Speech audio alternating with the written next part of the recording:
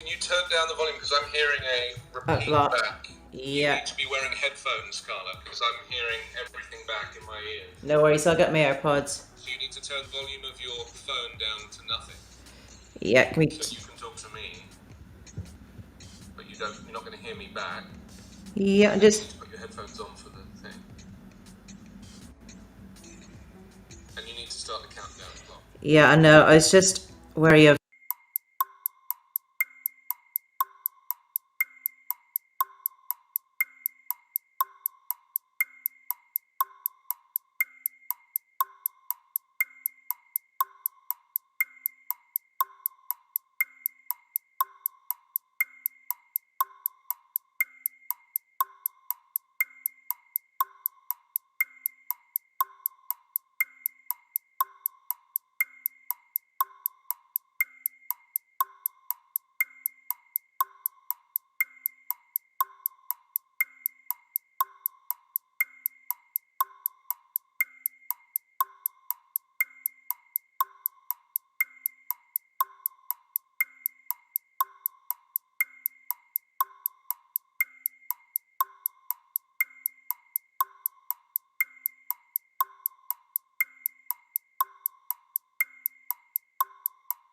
Brooke. Is this it? I think this is it. Mm-hmm. We're kind of coast to coast now, I think. I'm Anthony Davis, and this is Backchannel. It's the Anthony Davis Show. It actually says so there. So in case you forget, like over the next 2 hours, at any point you can just have a look down there and you'll be like, that's what it is. In case you think it's just some guy sitting in a sponge box, just talking to himself. Do you see what I mean? So you have the opportunity at any point during this show just to glance and be like, that's what is happening right now. So Backchannel is a whole new thing, and I have an Echo Show device at home. It sits on top of my microwave. I'm not sure how the radiation from the microwave really is communicating with the Echo Show, but I don't think the Echo Show is very happy about it. In fact, I did put a mouse mat between the two, just to prevent any kind of radiation poisoning. So I actually said to my Echo Show device, play, the name, the female name that we don't say out loud because it sets off devices all over your place. I talk to it and I say, play Backchannel. And then suddenly it comes on. It's amazing. And you can then introduce yourself to the Backchannel app, and it asks you your name and where you're from, and that enables you to effectively communicate with this show and any show on Backchannel just by talking to the speaker, or the speaker with a screen on it that's sitting on top of a microwave getting radiation poisoning. So that's effectively what we are dealing with. We're dealing with a device that that is now a friend of yours. And if you haven't got it on top of the microwave, I suggest you just pop it on top of the microwave. And if you haven't got a microwave, buy a microwave and pop it on top of your Echo Show device. So Amazon's very clever. They've brought out a whole new bunch of devices. Backchannel is available on all of these devices, but if it's got a screen, then you're winning. So down there it says The Anthony Davis Show. I'm in Los Angeles, in California, and in the United States of America. And so I'll be here every morning. It's 9 o'clock in the morning now, 4 minutes after 9 on the West Coast. On the East Coast, it's noon. So I hope you're enjoying your pre-sandwich lunch. And over in England, where I'm actually from, it's 4 o'clock in the afternoon. And you guys are probably getting ready for bed because you've had a long day down the coal mines. So, just if you want to talk to this program, it's completely interactive. I'll be bringing you the news. We'll be looking at some of the headlines, some of the big stories of the day. We'll also be looking at the newspapers in just a moment, finding out what's happening all over the United States, local newspapers, Chicago, Los Angeles, New York. We'll be checking out what's happening locally as well as nationally and occasionally internationally as well. So we can just hang. I mean, I'm going to kind of get comfortable. It's very early for me. I literally just rolled out of bed. I actually sleep in here. The whole thing is just like a huge bed. So when I say I rolled out, I just sat up. But that does count as one sit-up. That's what it counts as, one sit-up. And you're welcome to take my exercise regime and use it as your own. And if you forget what it's called, you just look down. Oh, that's this side. You see Anthony Davis Show, and you're like, this is the Anthony Davis Show sit-up. It's like a whole routine that I do.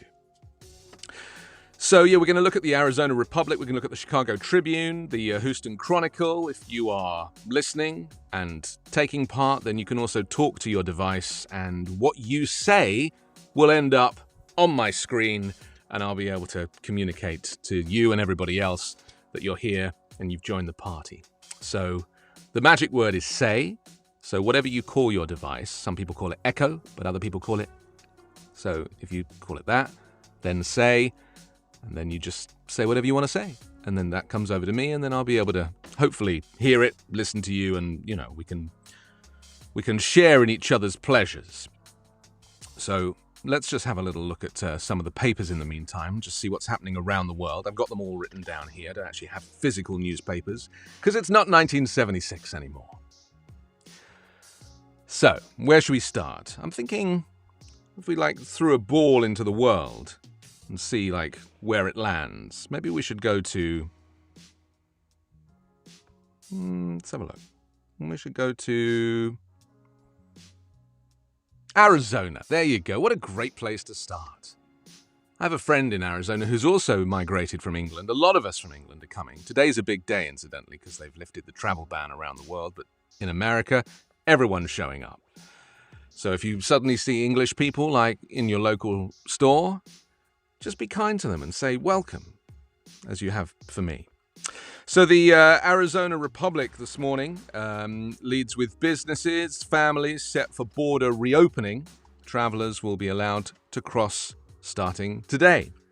Didn't I just say that? It's like I'm some kind of soothsayer. It says it was barely 9 a.m. on October 13 when Felipe Garcia transmitted the news via Facebook Live that the U.S. land border, would be opening for vaccinated Mexican visitors in November. And here we are, in November. 20 months since they closed the borders. Isn't that crazy? My mum has not been able to come see me now for, how long is it? Yeah, she was last here in December 2019. So that's how long it takes for foreigners, non-US nationals, to get back into the United States. 20 months. It's been a long wait. And the great thing about America is there's so many things here. You know, you can have snow, you can have sunshine, you can just travel a few hours and you have it all. So there's not really any reason to go somewhere. But imagine being stuck in England for 20 months without a glimpse of sunshine. Let's consider that for a moment. Okay, I'm just going to open a link that my producer has sent me. She's called Carla, by the way. She's listening to this. She's probably sitting like this. That's what she's enjoying right now.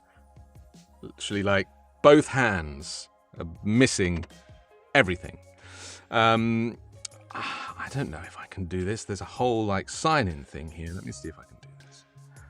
Let's see if I can do this. Oh, I think it's working. I think I've done it. I've done it. Whilst talking to you, I've been able to log in to a website I've only ever used once. And if you've ever used Skype, you'll know how difficult that is. So let's take a look at see what's happening here. Michael's joined us. Kevin's joined us. Alex has joined us. Riyadh's joined us. Francis has joined us. Riyadh saying, "What's up, Anthony?" Now, I can tell that Riyadh must be an American, because an Englishman would would never begin a greeting with, "What's up, Anthony?" I'm going to point this down a little bit so it kind of looks like it's pointing at my mouth. Riyadh's saying something about, did you say the fat beast? Is that what he said? What are those fat... Oh, beats. I thought he said beasts, and I was thinking, I'm trying to lose weight. It's very difficult for me. But, yeah, Riyadh, just so you know, we decided that we needed some fat beats throughout the entire program. And that's what it's going to be. There's been a lot of rehearsal for this. You wouldn't know watching it. This is Backchannel. This is the Anthony Davis Show, Monday through Friday, between 9 and 11 a.m. on the Pacific Coast. On the East Coast, it's noon till 2, and in the United Kingdom, it's 4 till 6 p.m. So we're basically covering multiple continents and Pacificos here. So if you want to talk to your Echo device, then you just say the magic word, whatever your magic word is in your house. I don't want to say it. I want to set everything off. Then the word say, and then you say your message. And if it's the first time you're catching up with Backchannel, then you can set up your Echo Show device. That's an Amazon speaker with a screen on it. And you can just introduce yourself, ask it to play Backchannel, then the app will open, and then you just introduce yourself. It'll ask you where you're from, and then you're away. You can join this, and I could sit on your microwave or anywhere for the first 2 hours of your day, if that's how you choose to spend it. So if you are listening, and thank you, and there's a ton of people right now, I could literally count them on 2 hands, then thank you. And whatever you were going to be doing this morning, that you've instead decided to spend your time here, I'm kind of lost for words. So thank you very much. Alex, Kevin, Michael, Riyadh, Sean, Francis, Will is in California, Rihanna's in California, I'm in California, and COP26 is in Glasgow, or Glasgow as you say if you're actually in Scotland, which is at the very north of the United Kingdom. It's the bit that sticks up, it's like it's got hair. And we're going to talk a little bit about COP26. It's a conference of people. And they're going to be talking about climate change for weeks. And they've been there already for weeks.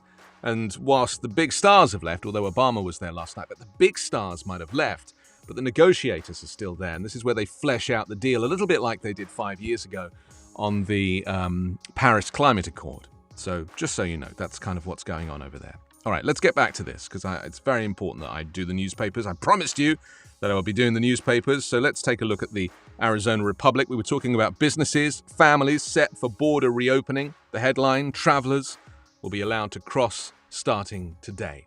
And so it's a big day. My friend Simon Calder, who is a travel journalist for the Independent newspaper in the UK, he actually crossed the border on foot. He was waiting. This is the insanity of the man. He was ready with his UK passport. Well, where was he? I think he was in Canada. Yeah, I think he was in Canada. And he literally crossed the border by foot. And I was very impressed with that, because to me that shows dedication to journalism, but it also shows a level of insanity that is only reserved for my friend Simon. Just so you know. Every time there's news about the border, we were talking earlier about this lovely chap, Philippe Garcia, and he said every time that there was a news about the border change, it would show up on his WhatsApp, and he would send messages out to all his friends and family, because this is a big deal today. There are entire families who are now vaccinated, who are looking at the CDC rules for entering the United States, and they're basically thinking to themselves, we've waited 20 months for this, and here they are. By the way, that's a reflection of my ring light. It has nothing to do with a kind of astigmatism, just in case you were concerned. I'm still working out the kinks of this visual. I also, just if I could digress momentarily, that if you're not a foreign national, you're still welcome to watch and enjoy this program, and you're very welcome here. So I'm very pleased that you are spending your time with us, you're messaging us, you're talking to your Echo device, and doing it with such aplomb, which is a word you should definitely look up, A-P-L-O-M-B. Not something that is often used in the American linguistic. So look it up. But Riyadh says, you're doing great. Well, this ain't my first rodeo. Thank you, Riyadh. I appreciate it. You stick with your beasts. Oh, beats. Sorry. There I go again. It's a very easy mistake to make. That's a reference to a TV show in England in 1982. It was about the French resistance during the Second World War. It's a very long story. I think that was actually the Italian character, the kind of Mussolini character of the thing. Only in England could they make comedy about Mussolini and it be such a huge success. although I'm sure in Italy they've had a pretty good go as well. I'm Anthony Davis. This is Backchannel. This is the Anthony Davis Show. I've just realised when I do that, to point at that little caption, it kind of goes behind the microphone. If I do this, is it? Oh, there we go. Look, you see. I mean, I've actually totally got this down. Spending a lot of time together now. We've been together for like 15 minutes, and I'm starting to feel something. Like I feel some connective tissue beginning to kind of, a bit like in Avatar, when they were about to have like tree sex. Do you remember that? There was this kind of, he took his tail and he put it to hers and the tree lit up. That's how I'm feeling right now. I'm amazed there's not like little flying fairies all over the place. I'm sure there's a filter that enables you to do that. I'm sure there is. I'm sure there's a button here somewhere where I could just activate the little flying fairies. Okay, back to the newspapers. Sorry, Carla. Apologies, shouting in my ear.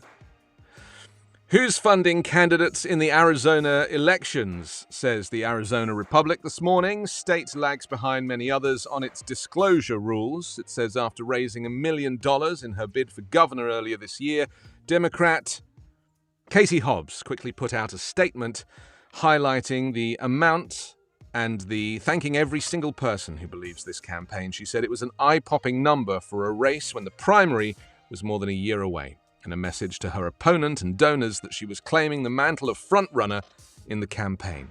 I mean, this is all, heading towards midterms. Like, I was thinking about this, because the last 4 years to me seemed like a very long time. It seemed like 8 years. But this one seems to be going very quickly. And before you know it, this whole midterms will be here, and then there'll be a huge political shift again, and then there'll be the election of 2024, and it'll be like, what happened? I'm telling you, maybe it's because I'm getting older, and a year is a much shorter percentage of my life as I grow. You ever thought about that? Because when you're 6 years old, a year seems like forever, because it's a sixth of your life. But I'm 46. It's actually my birthday in 12 days. So we could wait. Too long. Let me just see who's contacting the program, because, again, lots of people joining. Will, Alex, thank you very much. Alex has just messaged the word plum. Just plum. It's a plom, Alex. It's a plom. A-P-L-O-M-B. A plom. Please look it up. I appeal to you and your better nature. Carla, are we able to do that shrinky box thing with all that stuff around? Do you remember I don't know, you can work it out. I'm probably going to start spinning in a minute, so if I do, just excuse me. Oh, I suddenly feel slimmer. Something happened just then? That's what I'm talking about. Appreciate it. Hi to Lance. Hi to James. Nice to know that you've joined the stream. This is Backchannel. This is the Anthony Davis Show, Monday through Friday, 9 a.m. Pacific, noon Eastern, and 4 p.m. in the United Kingdom of England, which is nothing to do with Europe anymore. Those days have sailed. Let's go back to the morning papers. We're kind of looking around. We've been doing the Arizona Republic, but let's go to a different newspaper now. Next on the list is the Chicago Tribune, as we take a small journey through the United States. I feel like I'm on that aeroplane in Raiders of the Lost Ark that flew across a map. Do you remember? No, me neither. The Chicago Tribune leads with Biden faces key test November 22nd. Millions of federal employees must get shots under mandate. It's interesting, in the United Kingdom, we don't refer to immunizations as shots. To us, shots is a drinking game. So it's quite unusual when I read shots. I'm like, really? What's he making government workers do? They must be absolutely bladdered by now. The story is President Joe Biden is pushing forward with a massive plan to require millions of private sector employees to get vaccinated by early next year. But first, he has to make sure workers in his own federal government get the shot. See, there it is again. We call it an immunization or a jab, which is like a 1-2. That's a jab. Also goes in there. It's like we have multiple use for a solitary word, whereas I find that in America, you need two different words for. So, for example, these in England are called glasses. But in America, I discovered they're called eyeglasses, just in case you didn't know where they went. So it's a bit like horse riding. You know, in England, we just call it horse riding. For some reason in America, it's called horseback riding, just in case you're not sure where to sit. So I'm learning this. You know, I've moved here because England is not as good as America. I'm telling you, this is a huge upgrade for me. Even though I'm in like SpongeBob SquarePants' undercrackers right now. This is what they do when foreign nationals migrate to the United States. They put you in a solitary confinement for a few months and make you do a show on Backchannel. That's kind of how it works. So I'm hoping, in a few months, if this goes well, they'll actually let me out and integrate with society. But there's no guarantees, so please help me out here. If you want to join the show, you say the name of your device, whatever you call it. Some people call it Echo, some people call it the default name. Then you go say, and then you can say whatever it is you want to say, and then it appears on my screen. It's a little bit like magic, but actually it's just the world of Jeff Bezos, which in itself is magic. Oh, thank you, Will. SpongeBob SquarePants undergarments. You see, and he said that. He didn't type anything. He just said it to his Echo device, and it has just appeared on my screen, just like Bezos.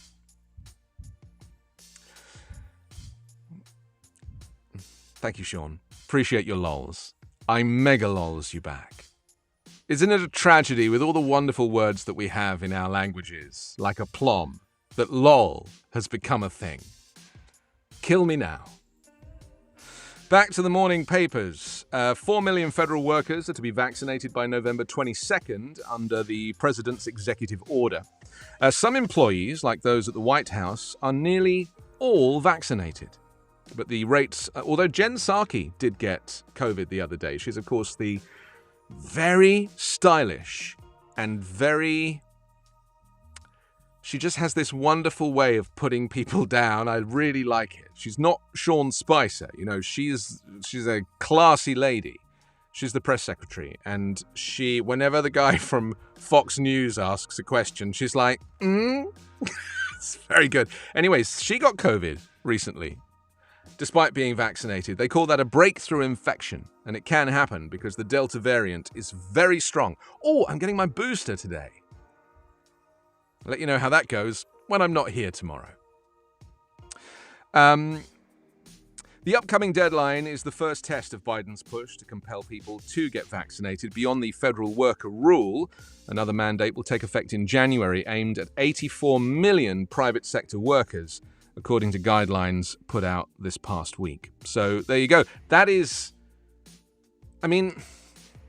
here's my opinion. And I've never politicized COVID or vaccinations because it's only America that politicizes it. Everywhere else, people are like, yeah, I'm going to get vaccinated. A bit like they did for everything else. It's like if you go to school. Like my daughter went to a new school and she had, before COVID, and she had to get her hepatitis vaccination, she had to get her polio, she had to get all of these standard vaccinations. No one's making a big deal about those. And I don't think they did at the time, or maybe they did at the time as well. I think it's the fact that we're living through the pandemic that the vaccination has been created for, and that's why it's a bit weird. Everyone's like, oh, has it been tested? It has. So go for it. Do it. Jab yourself, shot yourself, whatever you want to call it. Just please get it done. On Saturday, a federal appeals court in Louisiana halted the vaccine requirement for businesses with 100 or more workers. The administration says it's confident that the requirement will withstand legal challenges, in part because its safety rules preempt state rules. And as we know, federal law does preempt local laws, local state laws. But for some reason in America, people just sue each other all the time. This is, for me, the best thing about the differences between England and America. You can't imagine in England a local authority like the city suing the federal government or the other way around. They're all on the same team. It's very interesting to me. Because, of course, England is a socialist country run by a conservative government. Isn't that interesting? It's proof that the two can work together. Who knew? Okay, so that's the Chicago Tribune. That's how it's kind of setting itself up today. And by the way, as I go through the papers, we could maybe do a little poll. I mean, maybe if there's a particular newspaper that you want to hear that I haven't read from, then maybe you would like to, join in with that and kind of reference it and argue and say, I want my paper from where I am. You never read out my paper, that kind of thing, So you could just say to your device, and then the name of the newspaper. And then we could do like a little poll and we could find out which newspaper you would like to be included. Because this morning it's the Arizona Republic, Chicago Tribune that we've done. I'll be doing the Houston Chronicle, the LA Times, the New York Times, the Star Tribune, the Boston Globe, and the Wall Street Journal. If there's anything that's missing, you just say, and then the word to your device with your activation word first. Obviously, I don't want to say it. Don't want to set things off bleeping. I don't want to open your garage door by accident. Actually, maybe I could try that. That would be fun. Literally the sound of garage doors opening up and down the land. I mean, this is a very heavily subscribed show. I'm Anthony Davis. This is Backchannel. It's the Anthony Davis Show, Monday through Friday, 9 a.m. Pacific. And Backchannel operates right through the day, so there's all other shows as well. Not right now, but after me and before me, and you'll be able to enjoy those. Tune in, tell people. So if you have friends or family, and maybe you're buying them an Echo Show for Christmas, and they're not very expensive, they're like $50, $60. And you get a whole screen, and it gives you recipes and all sorts of stuff. It's very good. That's why I have mine in the kitchen, because if I'm in there, invariably washing up rather than cooking. I mean, I love to cook, but I can't. So I'm constantly in there cooking. And when people say, can Anthony cook? It's like, yeah, he can cook. But nobody's like, have you tasted it? It's very interesting to me. So, Kevin, thank you very much for joining the program, by the way. I'm very thrilled to know that you are here. It's very interesting to me that we would be here. I'm in Los Angeles, and that people across the globe, the Boston Globe and everywhere else, are listening and joining in with this program. Will says, I would say that comment was handled with great aplomb, P-L-U-M. We're learning a new word today. The word is aplomb. It's word of the day, A-P-L-O-M-B. By Will's standards, the definition is still out for a jury. James says, we are all Jeff Bezos now. I'm actually starting to look like him, which is worrying, because before I bought my Echo Show device, I had a full head of hair. Interesting. So you can talk to the show. Riyadh just got the Echo Show 10, and it's pretty fancy. I think the Echo Show 10 is twice the size of the Echo Show 5. That's just a guess. But I get the feeling that it's probably quite sizable. Pretty impressive, Riyadh. An Echo Show 10. Pretty impressive.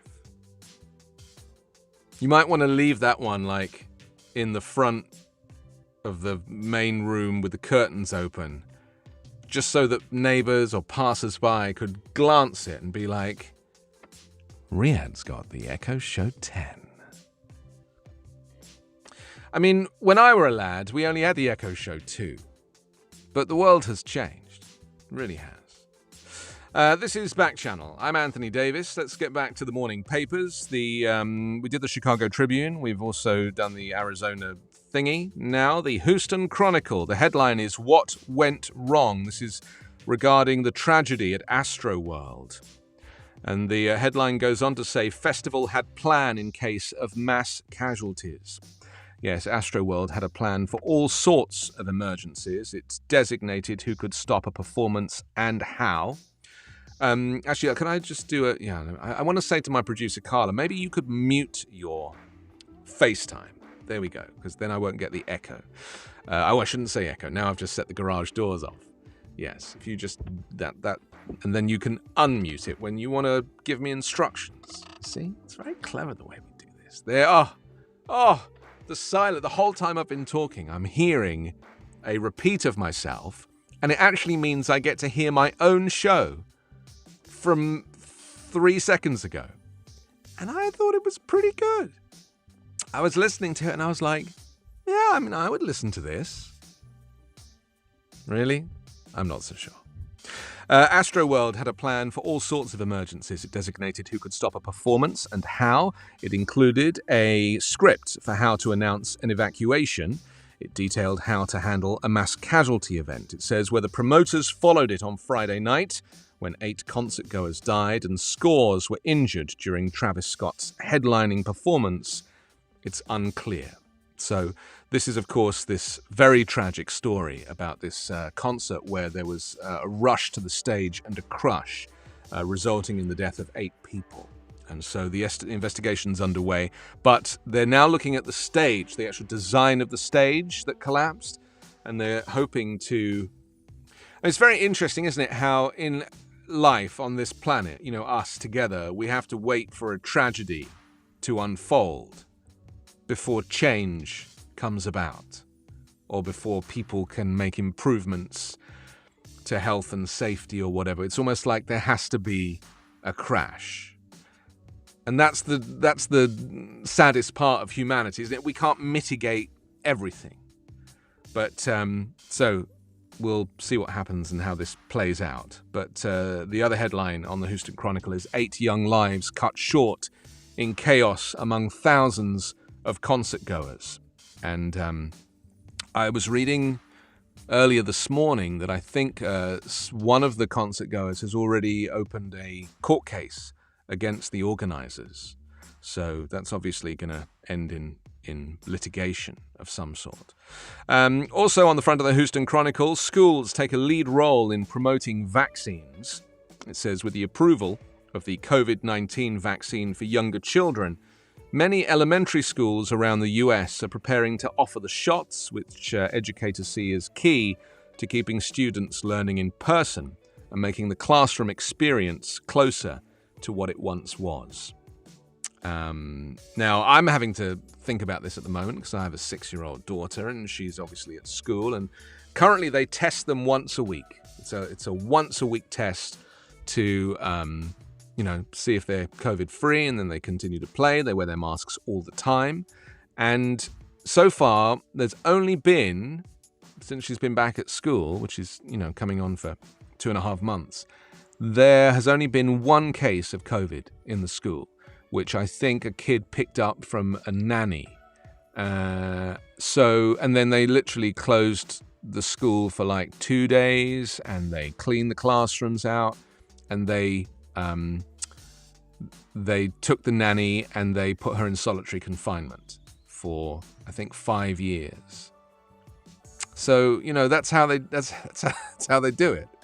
But the point is that vaccination and getting everybody vaccinated to the point that, I think what's the number it's supposed to be for herd immunity? It's something like 85%. You need 85% of people to be vaccinated on the planet, ideally, but we're talking about America, in order for this virus to effectively disappear.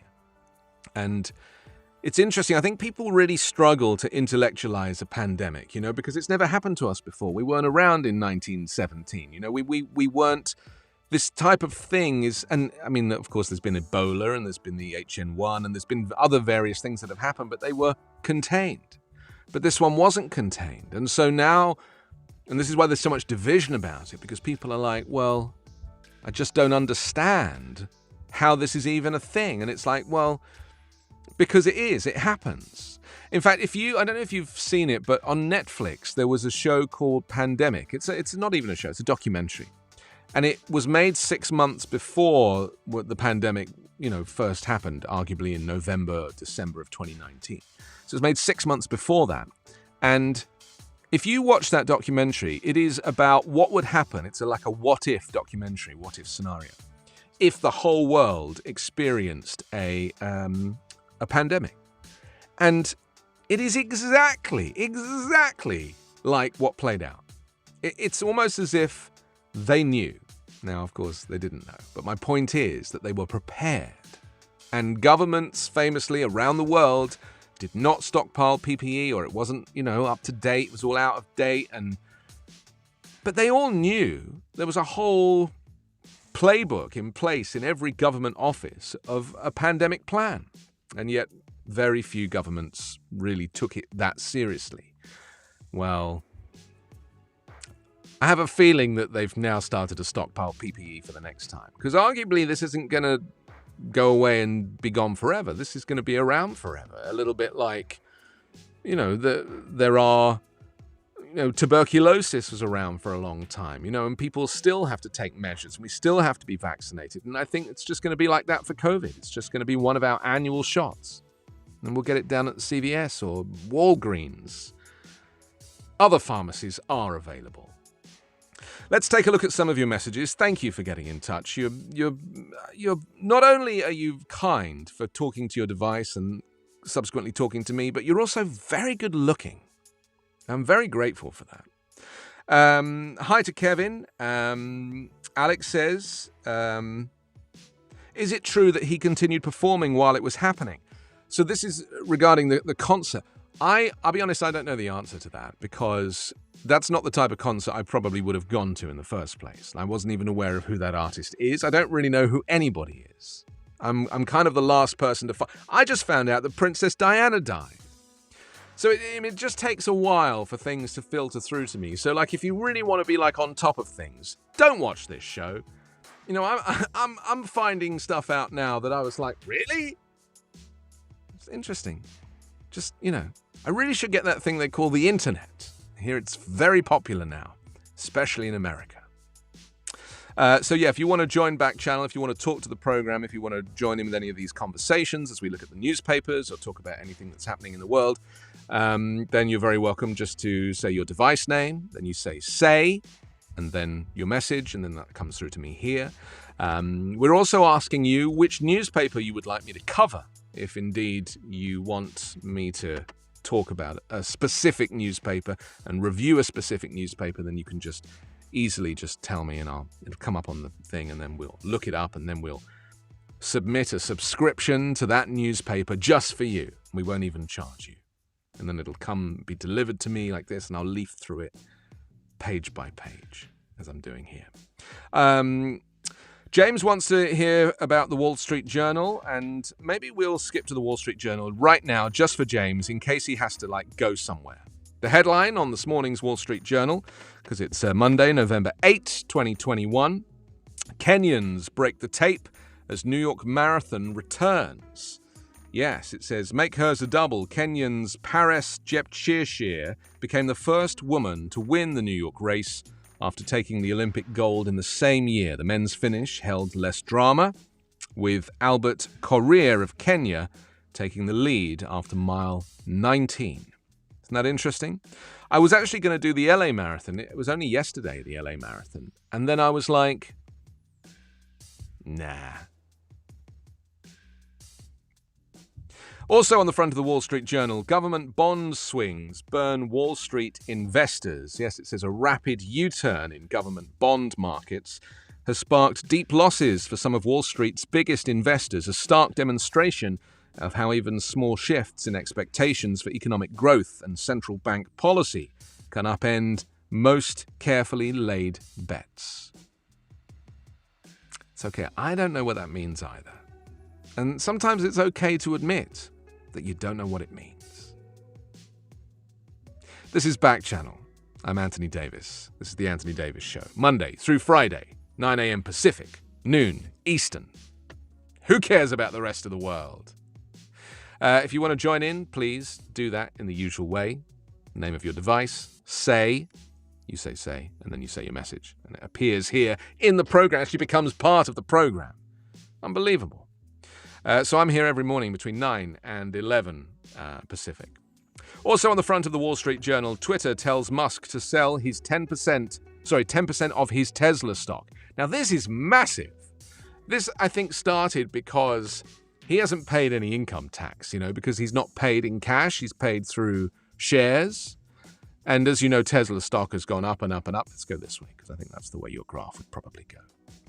And obviously people were not happy about the richest man in the world not paying tax, so they said to him on Twitter, "You got to pay a little bit of tax, mate." And he was like, "Well, I tell you what, we'll do a Twitter poll." And he did. And he said, "Should I sell shares to pay the tax?" And there wasn't much in it. When I last looked, it was about 52-43 or something like that. But anyway, it looks like he's going to do it. And, here we go, 58-42. Did I say 58-42? That's so weird. That's incredible. I read that 2 hours ago. Voters backed the share sale by a wide margin, with 58% in favor of a sale, 42% opposed, according to the polling data posted on Twitter. More than 3.5 million votes were cast. He says, "I was prepared to accept either outcome." He, on Saturday, put the potential share sale up for popular vote on the social media platform as he waded back into the debate over how some of the wealthiest people in the US should be taxed. Now, he owns 17% of Tesla's stock, right?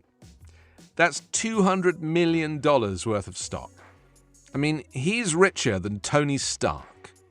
And that's saying something, because Tony is very wealthy. He can pay for, like, costumes and explosions and everything. So 1/10 of that stake would be valued at $21 billion. That is how much tax he would have to pay from a Twitter poll. What an idiot. I mean, why not 1%? Why 10%? Actually, because there's been this whole debate with Jeff Bezos and Musk and everybody about, solving world hunger by paying a little more tax. And I do think it's kind of interesting that, how do you put a price on solving world hunger? So it turns out that the chief executive of the World Food Program, who's a very nice chap, piped up and said, "Well, I'll show them how." And so he's actually now put together, he's priced it up, and he has sent it to Musk and Bezos to show how you can solve world hunger with one gigantic payment. It's totally possible. It's not even like just people say it as a phrase, don't they? They're just as a throwaway phrase. This kind of money, $21 billion, which is 10% of his $200 billion fortune in shares, would literally solve world hunger. So wouldn't it be nice if the American government, instead of saying, okay, we're going to take this $200 billion, the $21 billion, and we're going to spend it on, infrastructure, for example, they'll say, we're going to refunnel it, we're going to give it to the guy at the World Food Program, and we're actually going to solve world hunger. Done. Just done. And then Musk will be able to sleep easy in his bed at night. Or in the back of his Model X, which I'm sure he's got a couple of. He can recline the seats all the way, Do you think that Musk should just be doing this by default? I mean, do you think maybe instead of receiving shares, he should actually be paid in cash like everybody else, and then he can make a payment to the government the same as we all do? Would that actually be a better idea? To have Musk not just paid in shares? You can let me know via Backchannel. You just have to say the name of your device, then the word "say," and then you can just communicate it to me and I'll bring it to the program. So just join in. Is this the right way to tax Elon Musk? Or do you think he should just pay tax in the usual way, get a salary for his job? Because I'm sure he's not the only CEO that's paid in shares and therefore isn't paying personal tax. Interesting, right? Backchannel, Anthony Davis Show, Monday through Friday at 9 a.m. here Pacific. Welcome to the program and welcome to Backchannel. And just to reiterate that if you don't yet have an Echo Show device, you might be listening to this show and you're not seeing the visuals. I am very, very good looking. I look like Stanley Tucci after a road traffic accident. So if you just want to kind of, put that together in your mind. You can get an Echo Show device for just $60 from the Amazon store, and you can see this program, you can follow it along, you can watch me. I've picked up my drink like 12 times now to have a sip. Hasn't happened yet. Not had the chance. This program effectively has no breaks, not even for a drink. Because there is... Alicia, thank you for joining the program. I mean, you've made a 46-and-a-half-year-old man very, very happy. So thank you. Will says this English self-deprecating humour is my jam. Well, we call that Jello. No, sorry, you call it Jello. We call it jam. Will says, I'm all for closing tax loopholes of any kind. And Riyadh says, who don't pay taxes and... Oh, we need billionaires who don't pay taxes and make cool stuff. Spelt SH1T. Thank you, Riyadh. Appreciate that. You can get in touch as these guys have done. Just talk to your device with your activation word and then say, then you message, and it appears through the internet and lands right here on me. So thank you for that. Appreciate it. It's Backchannel. This is the Anthony Davis Show. Let's go back to the newspapers. We were looking at the Wall Street Journal. This is a good story from Dubai. Chicken nuggets fly off the shelves at latest World's Fair. Yes, for more than 170 years, world fairs have introduced technological marvels such as the Eiffel Tower, the telegraph, and the mobile phone. They've popularized ice cream cones, hot dogs, and tomato ketchup. You say tomato. I say tomato. One of the hottest showpieces at this year's event is chicken nuggets from Saudi Arabia. What do you think about that? By the way, hi, James. James is in Hawaii, and the fact that they have internet in Hawaii is blowing my mind right now. So thank you. So pleased to know you're there. I haven't been to Hawaii, but I've seen it, flown over it. And hi to Kevin as well. Thank you for joining the stream. And if you haven't joined the stream, where are you? I mean, so much happening here. We're talking about chicken nuggets in Dubai. I mean, if you were to guess what would be happening on this program today, like in advance of it happening, would you have taken chicken nuggets in Dubai and put them together? I mean, this is quite something. It says, amid the hundreds of national pavilions, the fast food made by the 47-year-old chain, Al Baik is drawing some of the longest lines at the fair, which began on October 1st. You forget COP26. This is the World Food Fair in Dubai. It's been going for 170 years, this festival. Al Baik, roughly translated as the chief, already has a following across the Muslim world.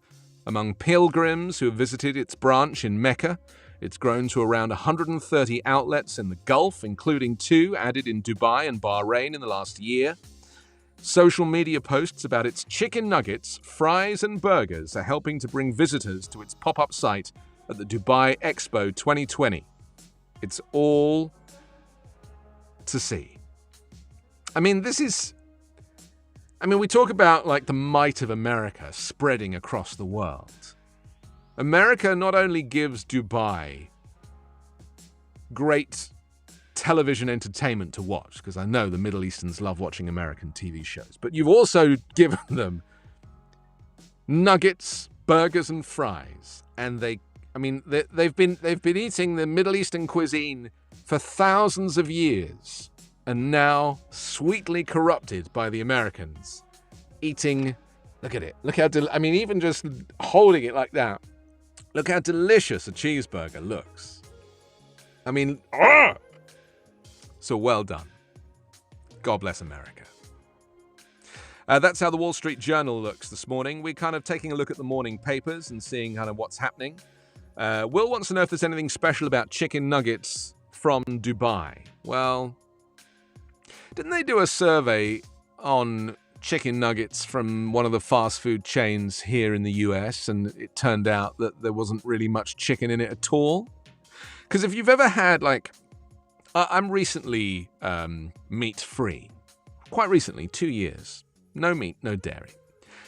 And you can get a chicken nugget now that has no meat in it and no dairy, and it also has like a gluten-free out. And if you're starting to think, then trust me, it tastes exactly the same. Just tastes the same. So just accept the fact that technology now, I mean, I've seen a fillet steak. There's a company that they cut it open and it's split just like a fillet steak with a little side of béarnaise sauce or maybe a peppercorn sauce. I don't know how you like it. There was no meat involved at all. This wasn't even like meat that was grown. This was a fake fillet steak product. Kind of amazing, really. Would you eat, like, if you were given the choice, let's just say hypothetically that I switched it out. Like, you'd ordered a fillet steak and I switched it out for a fake one. Would I have to go to those lengths to get you to eat it? Or would you be, like, willing to try? Because I really feel like, we're living in a new world now. Like, we know that meat is bad for the environment because of methane, cows fart, and the atmosphere, and climate change. Like, we've got all the data now. So it's like, it's not even up for debate anymore. Like, it's just true. So we really have to stop eating meat. We just do. Now, I don't think I could have done this 5 or 10 years ago because Impossible Burger and Beyond Meat and all this stuff, it didn't exist. But it does now. So do you think you might change your ways of eating because you want to do right by the planet? Like, would you be prepared to make a shift if I could present you with a steak that tastes exactly like steak, but there was no animal product in it? Would you eat it? If you go to Burger King now, they do an Impossible Whopper. No meat. I've had it. Tastes exactly like a Whopper. So we have alternatives now. And I think the fact that we have alternatives means that we don't really have an excuse anymore. I mean, think about it. Let me know. Riyadh says, I'm with you. Well, I'm with you, Riyadh, and your 10-inch Echo Show device. Alex says, that's a lie, lol. Riyadh wants to know, are those alternatives healthy? Well, I question this, because they say, like, is this fake burger meat, is it processed, like over-processed, too processed? And I'd say the answer is, yeah, of course it's processed, but the owner of Impossible, or maybe Beyond, one of the two companies, they're California companies, because this is very forward-thinking state where they like to come up with stuff like this. Tesla's based here, Apple's based here.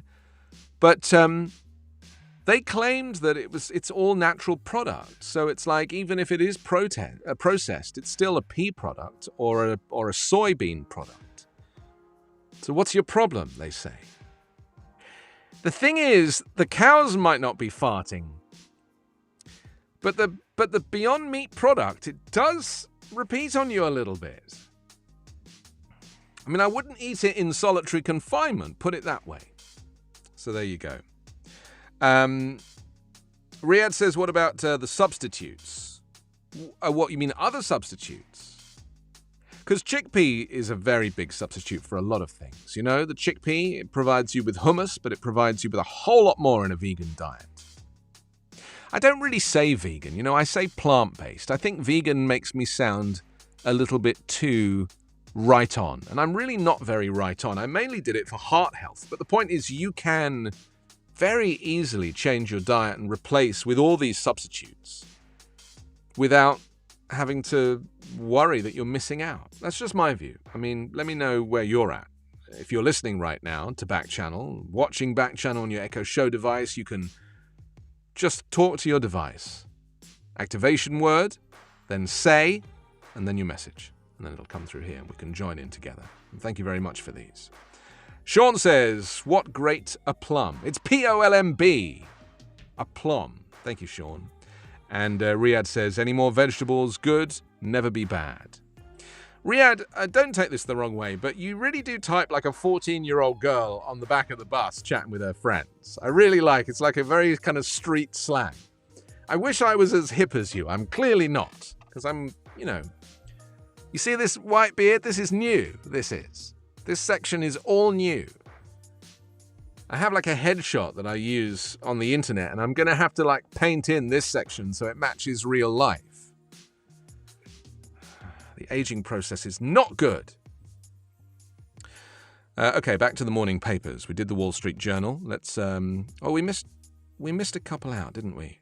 Oh, let's do the Los Angeles Times, because of course it was the LA Marathon yesterday. And And, Jessica, thank you for joining the stream. Very nice to know that you're listening right now. And Will says, speaking to Alexa, it's sort of like typing with Tina in prediction. I have no idea what that means, but thank you. Hi, Jessica. I'm very pleased to know that you're here. Okay, let's take a look at what else is happening. LA Times has a photograph of the participants making the turn onto First Street near City Hall downtown at the 3-mile mark during the LA Marathon on Sunday. 13,000 runners took part in the event. Every year, I'm like, I'm going to do it this year. Like, every year. I'm like, I'm definitely going to do the LA Marathon, or the New York Marathon when I was there, or the London Marathon when I was there. And, every year, something just happens, and I just don't get round to it, or like I'm ready, like I've got my t-shirt, and I've got like my water bottle, and like I'm totally ready to leave the house, and then like something comes on TV, like,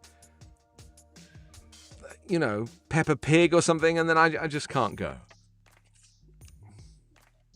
I've still not had a sip of this. Just keep picking it up. I'm going to close the lid. I just don't think maybe it'll stay warm. It's 9:56 Pacific. Good morning. This is Backchannel. I'm Anthony Davis. It's the Anthony Davis Show. Hang on. I'm going to get this right. There it is. Went wrong again. Backchannel is a whole new thing with your Echo Show device. All you have to do is buy one if you don't have one, and then you just say to your device, play Backchannel. And then the app will start. You'll introduce yourself. It'll ask you your name, where you're from, and that's it. You are then welcome to interact with Backchannel, not just to this show, but to any of the shows on Backchannel at any time you like. And there's more shows being introduced all the time. Backchannel is in its infancy, but it's growing and growing, a little bit like myself. I'm hoping to be 250 pounds by Christmas. Schools embrace new ways of grading. Yes, it says teachers say pandemic showed flaws of point system on the front of the LA Times this morning. A few years ago, high school teacher Joshua Marino got fed up with his grading system, which had become a points game. Some students accumulated so many points early on that by the end of the term, they knew they didn't need to do more work and could still get an A.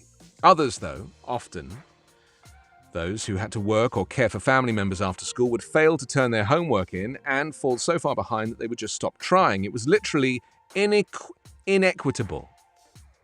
That word went over 2 lines, and so it kind of foxed me for a moment. It had a hyphen in it. Hate that.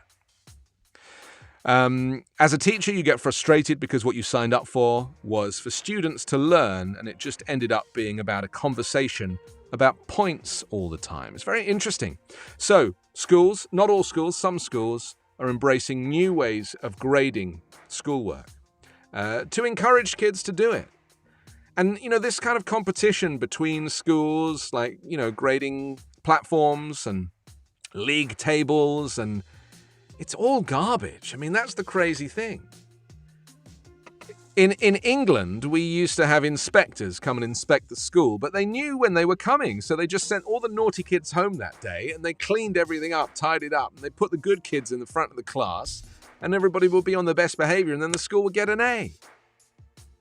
Max, thank you for joining the stream. Nice to know that you are part of Backchannel this morning, and if you haven't yet joined, then why not? You don't just have to stay at home, cooking in your kitchen, or hanging out with your Echo Show device. You can actually introduce yourself to Echo Show, join Backchannel by being part of it, and your name and whatever you want to say to your device will appear on my screen. It's very, very clever. We're literally living in the future. So thank you. Appreciate it. It's 10 o'clock exactly on the West Coast here. It's Monday morning. It's the 8th of November. It's the day that America opens its borders to all and sundry, especially sundry, because she's been dying to get in for years now. The COVID travel ban has been in place for 20 months. My mum has not seen me or her grandchildren for 20 months.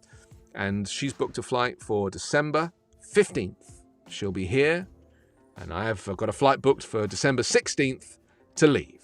No, I'm kidding. Sorry, Mama. Can't wait to see you.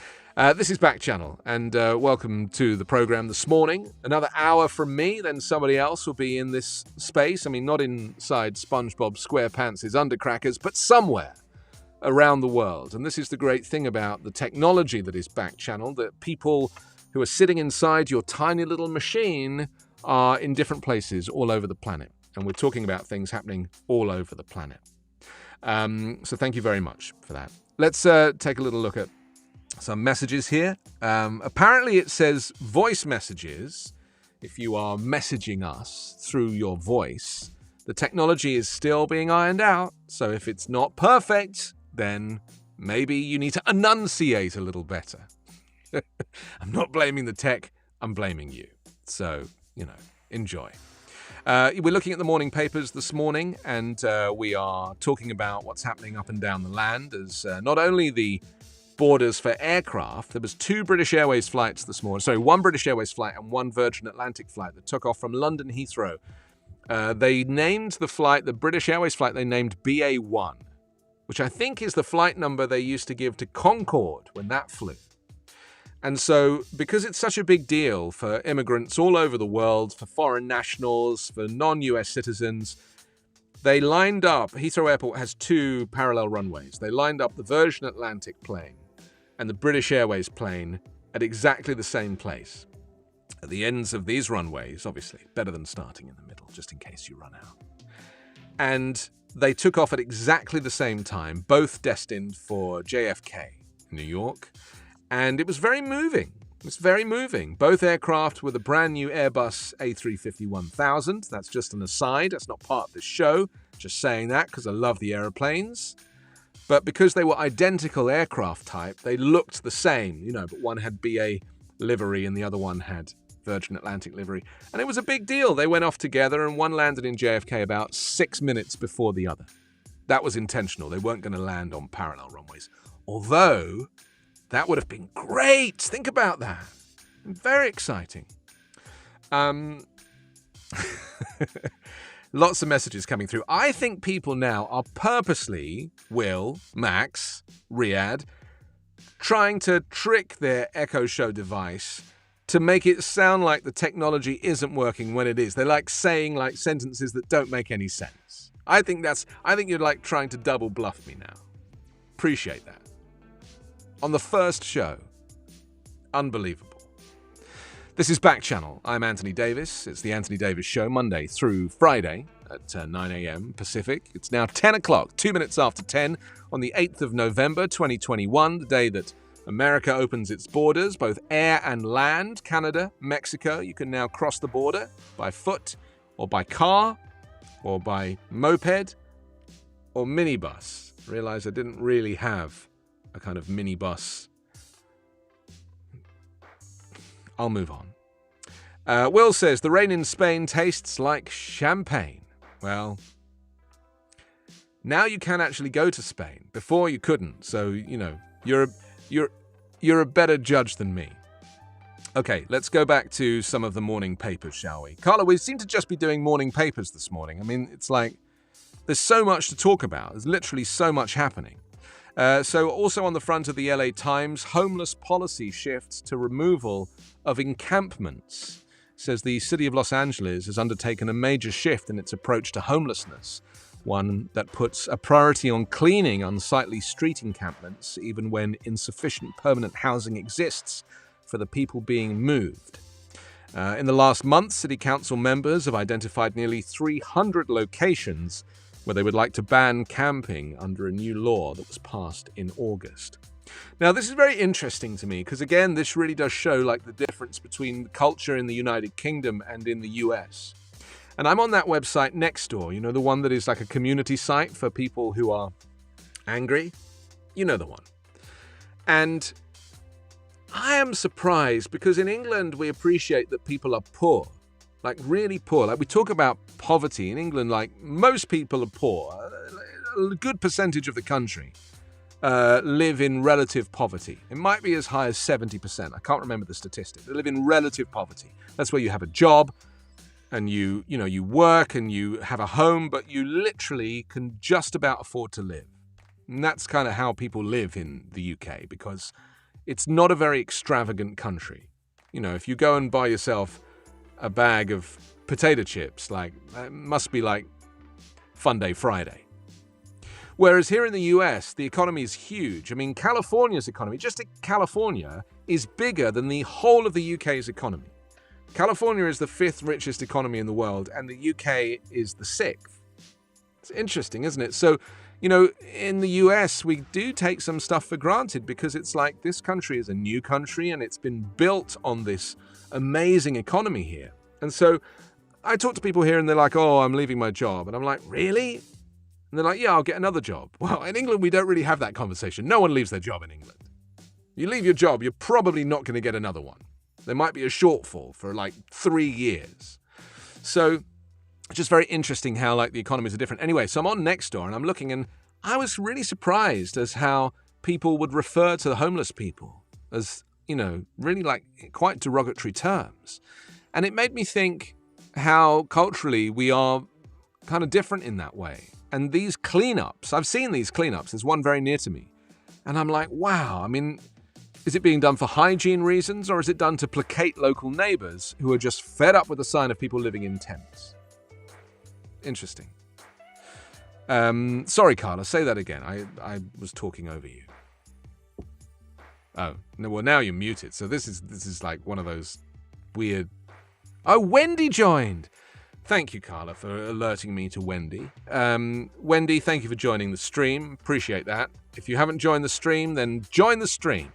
It's very easy. You just talk to your device. If you're listening on Echo Show, then you just say your activation word. It might be Echo or it might be that female name that I don't want to say because I don't want to activate devices all over your house.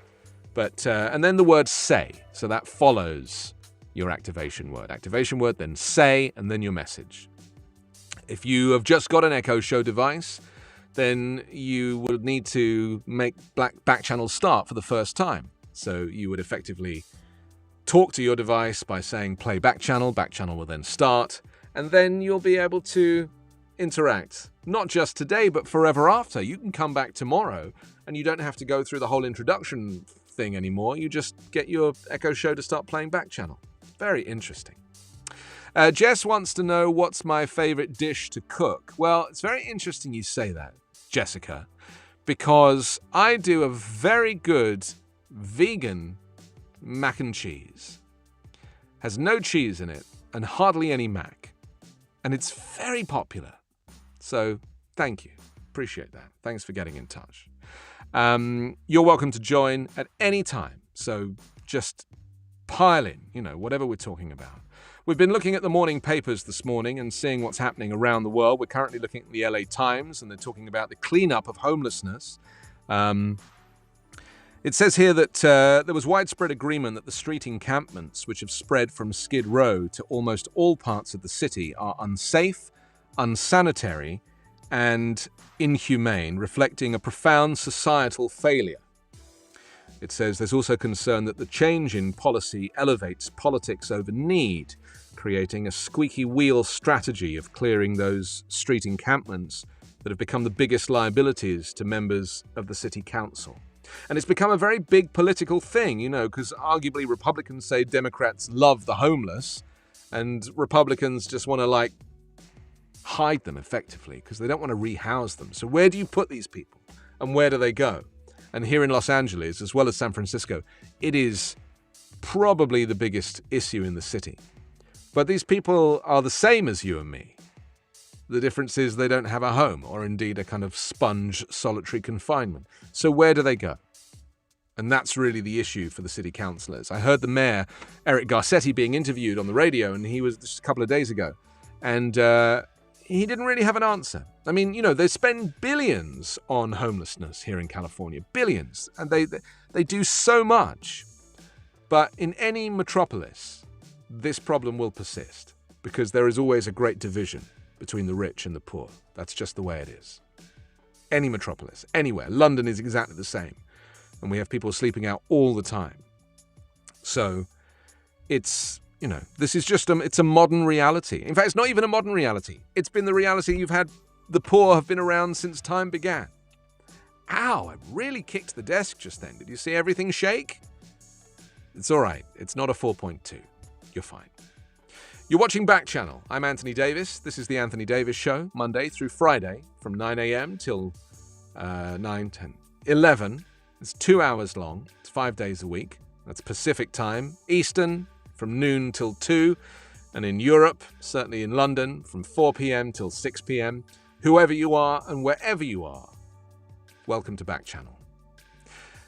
You're getting in touch in your droves. So many people messaging now. I'm literally inundated. Alex says your vegan mac and cheese is not mac and cheese. Well, it's you really have to like get behind the whole no cheese thing. You know, you have to like use some imagination. That's part of this. So don't be so literal about it.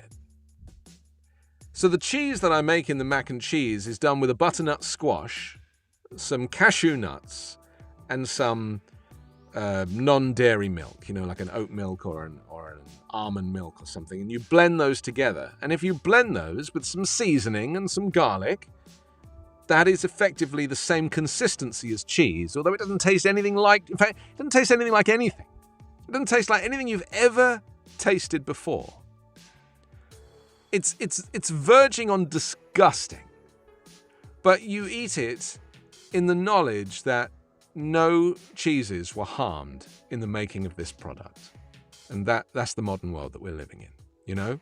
Fake products, replacement products, that's where it's at. So get with the program. They're all doing it. Everybody's vegan now, you know? Okay, let's go back to some of the papers because it's getting a little crazy here, and we're actually running out of time. And Carla, who's producing this show, has effectively spent all night creating a running order. Is just got her head in her hand. She's like, you haven't used any of it. But she's also now thrilled because she's like, maybe I don't have to do so much work tomorrow. The New York Times this morning leads with Houston police wary of crowd before tragedy. Yes, concert organizers and Houston city officials knew that the crowd at a music festival planned by Travis Scott, a favorite local rapper turned megastar, could be difficult to control. It says that's what happened 2 years earlier, the last time Mr. Scott held his Astro World Festival. It's very interesting, isn't it? I mean, this is a huge tragedy. 8 people died, massive rush on the stage and a crush. Said for months they braced themselves, adding dozens more police officers from the Houston Police Department and more private security hired by Live Nation, the concert organizer. The Houston police chief, who knows Mr. Scott personally and felt the musician had been trying to do good for his hometown, said he visited Mr. Scott in his trailer before the show on Friday and conveyed concerns about the energy in the crowd, according to a person with knowledge of the chief's account. His show that day included very devoted fans. The chief, Troy Finner, said he relayed to Mr. Scott. I mean, it makes me very sad. You know, I really feel this. One of my greatest fears is like, I don't like large crowds. You know, like I go to Trader Joe at like 4 o'clock in the morning. And it's not even open at that time. Like, that's how quiet I like it. You know, the idea of, like, having that many people. And at a few concerts that I have been to, when you've been with friends and they're like, let's go up the front. And I'm like, let's not go up the front. I don't want to go up the front. I'm the one who stays at the back. So this really is my idea of a complete nightmare. You know, this is, like, worse than hell. And yet, for these people, that's exactly what it became. That's the tragedy of this story, you know. Retailers raising game in the race for holiday help using perks to entice. It says Macy's is offering referral bonuses of up to $500 for each friend or family member that employees recruit to join that company. Isn't that interesting? Walmart's paying as much as $17 an hour to start and has begun offering free college tuition to its workers. And some Amazon warehouse jobs now command signing bonuses of up to $3,000. You see, this used to be called casual work. You know, you could work full-time, but the flexibility of these types of jobs meant that you earned a little less maybe, but you could kind of work when you wanted. And I think the reality is now that they're really scrambling to find enough workers to staff the stores and the distribution centers because it's a very tight labor market now. So now is a kind of great time to go get a job. And if you could lock in $17 an hour and do it now, they're not going to reduce your salary in the future. Well, I hope they won't in the future. I mean, I might be wrong. Also on the front of the New York Times this morning, desperation at Abbey Gate, America's final days in Afghanistan. It says the Marines at Abbey Gate were racing against time. The crowd at the gate didn't know it, but the Marines had been told to close it at 6 p.m. That left 30 minutes for Captain Jeff Ball, the 33-year-old commander of 2nd Battalion, 1st Marines Ghost Company, to pluck out a few more people with that elusive combination of affiliation and luck that will get them onto a plane out of Afghanistan. I mean, this is still going on. This whole evacuation, it's still going on. It's very interesting. You know, it wasn't just that one solitary day where we saw those horrific pictures of people grabbing onto that C-17 Globemaster. That plane wasn't actually taking off when that video was shot. That plane had just, I think it had landed. It recently landed and it was taxiing. And yet that image of everybody hanging onto it, and then later that plane taking off again, and seeing people falling from the undercarriage, that really was the moment at which everybody decided that this evacuation was a disaster. But, you know, these things are never easy, right? Thank you for your messages. Riyadh says, God save the cheese. Well, I think that's like a British reference. Thank you for that. Appreciate it.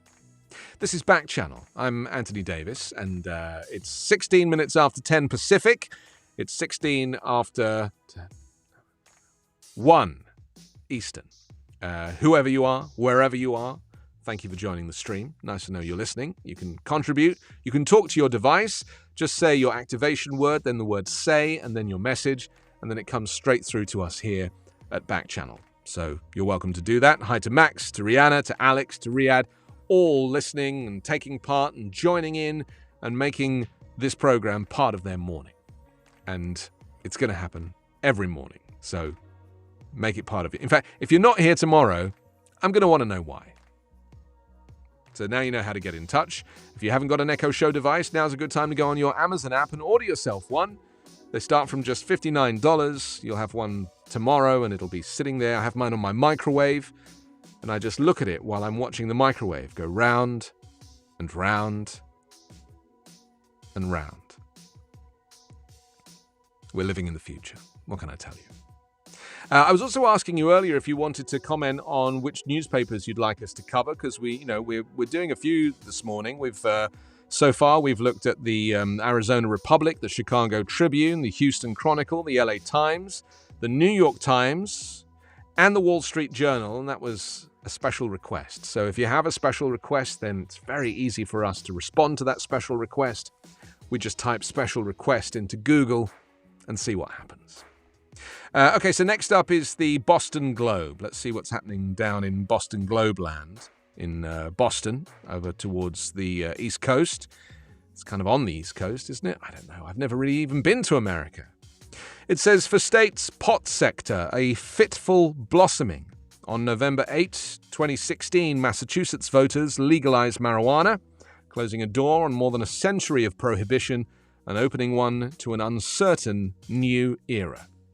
And in doing so, they brush past gloomy prophecies from opponents, a spike in youth consumption, a rash of stoned driving accidents, ultra-conspicuous pot shops next to toy stores, and heated arguments from legalization advocates that a tightly regulated cannabis market would be safer, fairer, and more lucrative for government coffers than just the sprawling, illicit one. And 5 years later, a call by voters has, in many ways, been vindicated.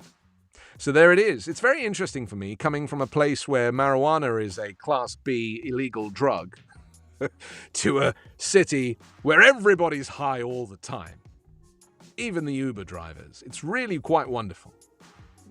It's such a pleasure to live here, by the way, in the free world. I'm very grateful. Thank you. I'm Anthony Davis. This is Backchannel. It's 19 minutes after 10 Pacific. And We're looking through the morning papers. We've also been asking you which papers you would like included, if indeed you haven't, And looking at the 2 aircraft that took off from Heathrow Airport this morning as the border here in the United States has been opened for the first time in 20 months, allowing people from all around the world to finally come to the United States post the pandemic. They have to be vaccinated, they have to be tested, but they can come into the US. And I'm very interested to know, because, there's an environmental aspect to this as well, isn't there? Because COVID actually caused fewer carbon emissions during this 20-month period. Unfortunately now, since the world reopened, a study the other day said that we've gone back to pre-2019 levels of carbon emissions. So I don't know about you, but when the pandemic first happened and nobody was going to work and nobody was driving and the planes weren't in the sky, I remember looking out at the smog, the layer that normally covers Los Angeles, and seeing it not there, and being able to see much further than I ever had before, and thinking, I really hope it stays like this. I really hope that we end up with, there's a movement, like a social movement, a conscience, that people start to realize that this is what it could be like. Like we can actually breathe here. The pollution is terrible in LA. And tragically, that has not happened. It's gone back to exactly how it was. So it requires us to make a lot of changes. It makes, to actually, it's called collective responsibility, right? Where we all do a little bit to make something happen. Now, I do a few things. I haven't driven a gas car for 5 years. I don't eat meat or dairy. I don't use the air conditioning in my apartment. I just have the windows open and get very hot, especially when it's like 97 degrees in there. Just have a little fan. I try not to use any of the central air. I have like a little oil heater. I just try and reduce my footprint as best I can. And this is what we do, Try not to fly. But I was talking to a guy at a event the other day, and he was telling me that he was about to buy a new Maserati, and I was like, "What? You're getting an electric one?" I said, and he was like, "No," and I was like, "But now, like it's out there now. We know that if you're going to drive a gas car, that's going to contribute to carbon emissions." Didn't care. He was like, "What difference? It's only me. What difference?"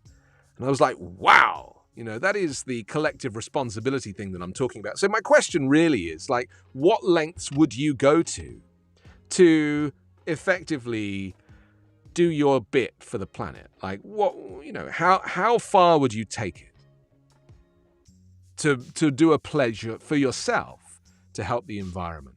What are you doing? You can message me on Backchannel. All you have to do is say your activation word.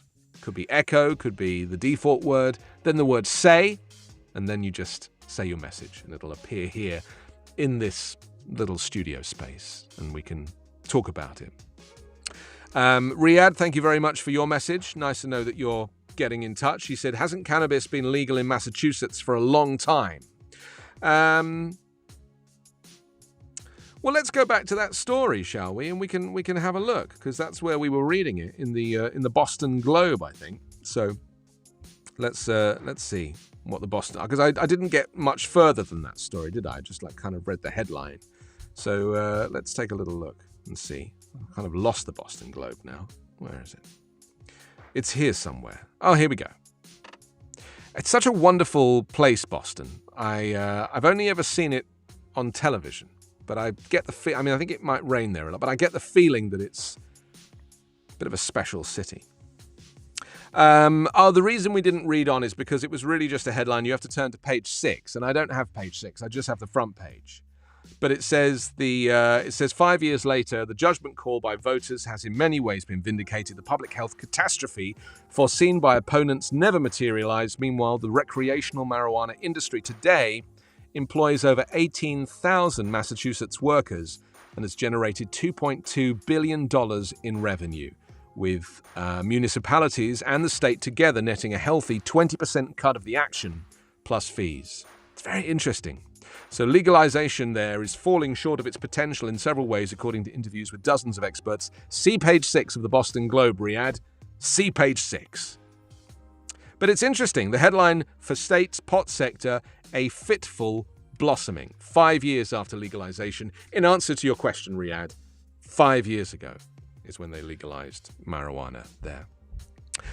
The great thing about being in California is I could actually be high and do this program. So tomorrow, maybe you could judge for yourself when you join me again here on Backchannel at 9 a.m. Pacific, and you see if you can spot any difference between today and yesterday. You'll be like, yeah, he's had a little smoke.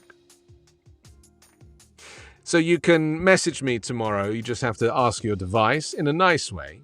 Use your activation word, then say, and then put, yep, he's definitely high. It's so great. If I was in England right now and we were doing a similar thing to this, having a conversation, everything I say would be illegal.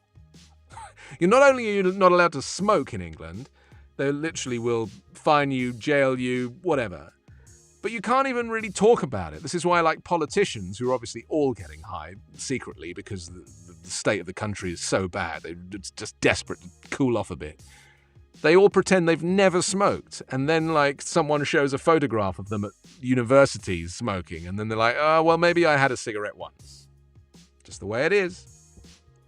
Riyadh says, thank you. Well, you're welcome. Anytime. You see, Riyadh had a question for me as to when marijuana was legalized in Massachusetts. We went back to the Boston Globe. We came up with the answer 5 years. I hit him back. He says, thank you. This is Backchannel. I actually said to my mum that I was doing a new thing called Backchannel. I didn't give her the link. I didn't want her to watch. I was just like, it's too much for you. She used to refer to MySpace as your space. She'd say, oh, I looked on your space the other day. I'm like, MySpace? She's like, yeah. I was like, Mum, really, you and technology. So I accidentally mentioned that I was doing a thing called Backchannel, and when she repeated back to me what she thought it was called, I'm not even going to repeat it. But let's just say it was like a malapropism. That's another word that you can add to the list, like a plum, because we're learning new words in this show. This is Backchannel. I'm Anthony Davis. It's 10:27 Pacific. This is it's kind of a morning show here on the West Coast. It's kind of a lunchtime show on the East Coast, and it's kind of a nothing show in Europe. Just has no relevance whatsoever. The Boston Globe, what does that mean if you're currently enjoying sangria in Spain? Nothing. Carla, can you mute yourself again, please? Because I'm hearing myself back in repeat. Carla is producing this program. She's in London. I'm in Los Angeles. And you could be anywhere right now. So if you want to tell me where you are, you just say to your device the activation word, then say, then where you are, and then I can mention it. And we can see how truly distant this goes, this whole Backchannel operation. How wide it spreads. Lots of very interesting articles about the environment. The COP26 conference in Glasgow has kind of stimulated the whole conversation about what we as individuals should be doing. Now, I mentioned what I've done. I drive electric. I don't eat meat. I mean, small things. I don't use my air conditioning. I try not to do unnecessary journeys or traveling. I'd rather use FaceTime or Zoom than go fly somewhere. And, I just think it's the least we can do. So, big story in the newspaper this morning. This is actually from the Guardian newspaper. It was a poll of 10 countries, including the US, the UK, France, and Germany. And it found people prioritizing measures that are already habits, like people have already made changes. It says citizens are alarmed by the climate crisis, but most believe they are already doing more to preserve the planet than anyone else, including their government, and few are willing to make significant lifestyle changes, according to this international survey. They say the widespread awareness of the importance of the climate crisis illustrated in this study has yet to be coupled with a proportionate willingness to act, the survey of 10 countries has discovered. The director of international polling at Cantor Public said the survey carried out in late September and published to coincide with the COP26 climate conference in Glasgow contained a double lesson for governments. They have, first, to measure up to people's expectations, but they also have to persuade people not of the reality of the climate crisis, that's done, but of what the solutions are, and of how we can fairly share responsibility for them. So 62% of people surveyed saw the climate crisis as the main environmental challenge the world was now facing, ahead of air pollution, the impact of waste, and new diseases. So my point is that we are already hopefully making some changes. Like, what is it that you do that is specifically for environmental purposes, where you've taken it upon yourself to make some changes? And this is really the issue these days, isn't it? It's like, we can read about the climate crisis, we can acknowledge there's a big conference in Glasgow, but what is your green pledge? What are you doing? So you can tell me using this interactive facility here on Backchannel. You just say to your device, activation word, echo, or whatever it might be, and then the word say, and then tell me. It might be less food waste, it might be riding a bicycle, as you can see on the screen right now. There it is. One day, I will work out where the hell these captions are. But until then, I'll flap my hands around like Animal the drummer. So what is your green pledge? You can let me know, and we can talk about what sacrifices we are prepared to make. And the other thing is, like, are they sacrifices? Because there's this wonderful phrase, look after this planet, it's the only place we have to live. Now, stopping short of, like, colonizing Mars, it's a bit like our own bodies, why we should look after our own bodies and not, we know that food is the cause of most of our diseases. So why are we still eating garbage? And it's the same with the planet. Why are we still putting garbage into the ground or spewing it into the atmosphere when we know that the time is running out? And it's just to do with, I'm not trying to answer this question because this is like meta, isn't it? It's like, this is almost too big for anybody. But it kind of occurred to me that we are at a crisis point now. And Obama made a speech last night at the COP26 conference.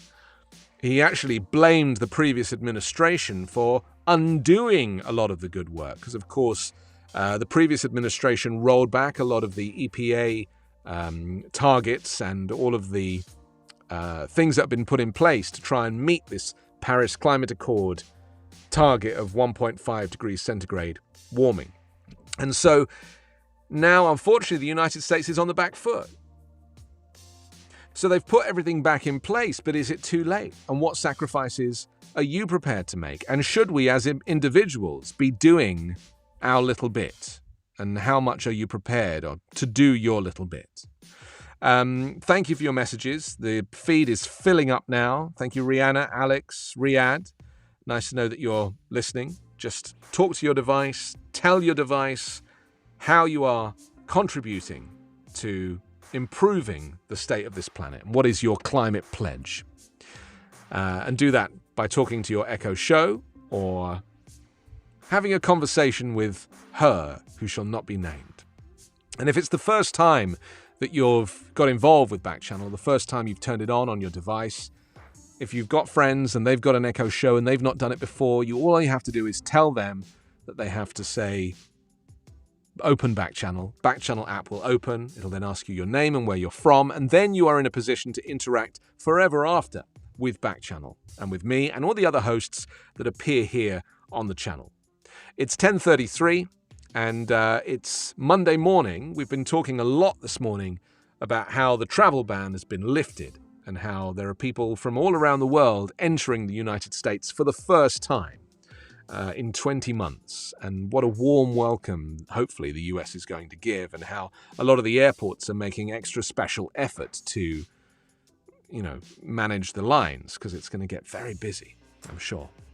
So we're talking about that. We've also been talking about the climate and how prepared we are to make a change and to do our little bit for Earth. And we've been looking at COP26 and kind of asking, what is it? There's a lot of people who said to me, they know the phrase COP26, but what is it? Well, it's actually going to run until the 12th of November. So, it runs for several weeks, 8, 9, 10. It's got 4 days left. And last night, Barack Obama made his impassioned and emboldened speech to kind of say that we're not doing enough. And I don't know if I do feel guilty, like I do carry the weight. And I think if you have kids as well and you think about what the world is going to be like for them, that's something, also to consider. I might have a little drink now. It's been nearly 2 hours without a drink. Not only has it been nearly 2 hours without a drink, it's been nearly 2 hours without a wee-wee.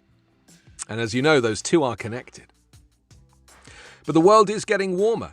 And 200 countries have been asked for their plans to cut emissions by 2030. So that's what COP26 is, after the Paris Climate Accord agreement in 2015, to make changes to keep global warming well below 2 degrees Celsius and to try to aim for 1.5 to avoid this climate catastrophe that is just around the corner.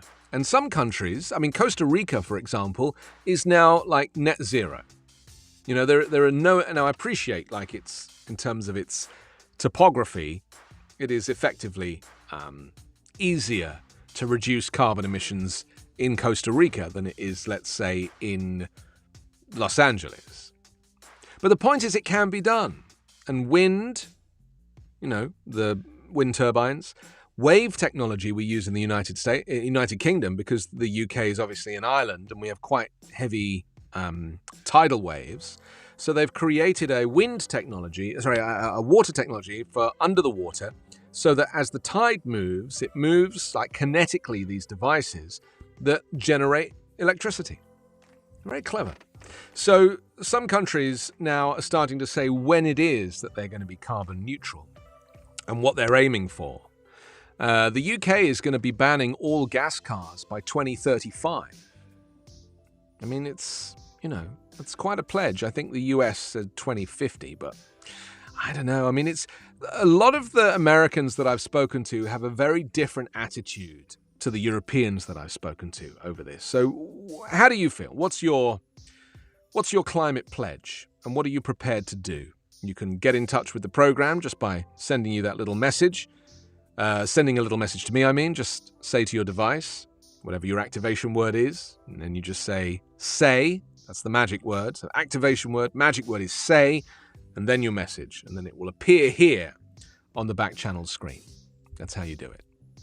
This is Backchannel. I'm Anthony Davis. 10:37 Pacific, 12:37 Eastern, as we've been looking through the morning papers as well. So I do actually, before we go back to the papers, I do want to mention Obama, because his speech last night was, he's such a great orator. He really does have stuff to offer.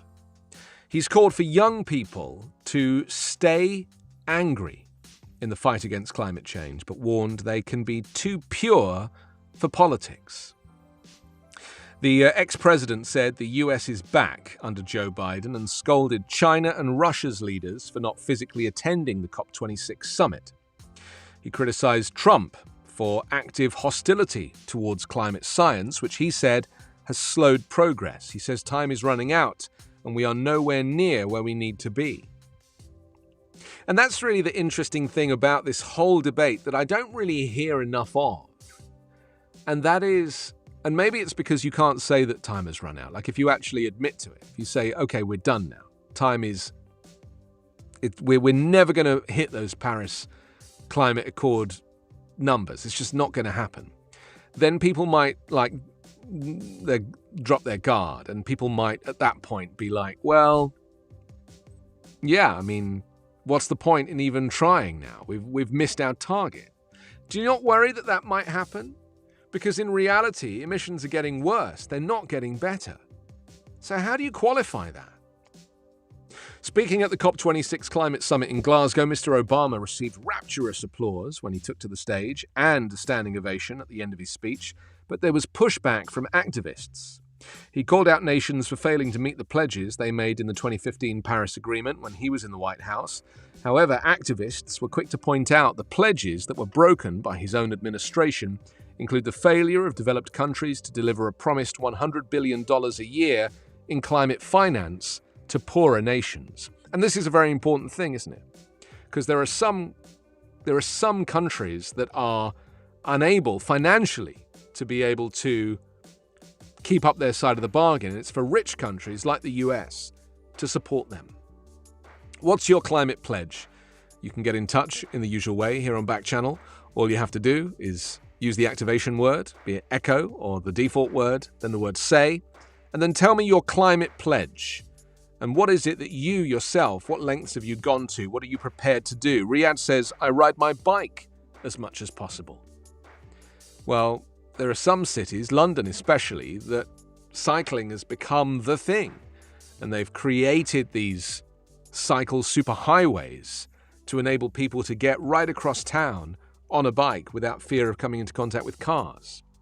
I find driving in LA here that people are so unused to bicycles, that if they see a bike, they give it so much space, they almost like veer off the road.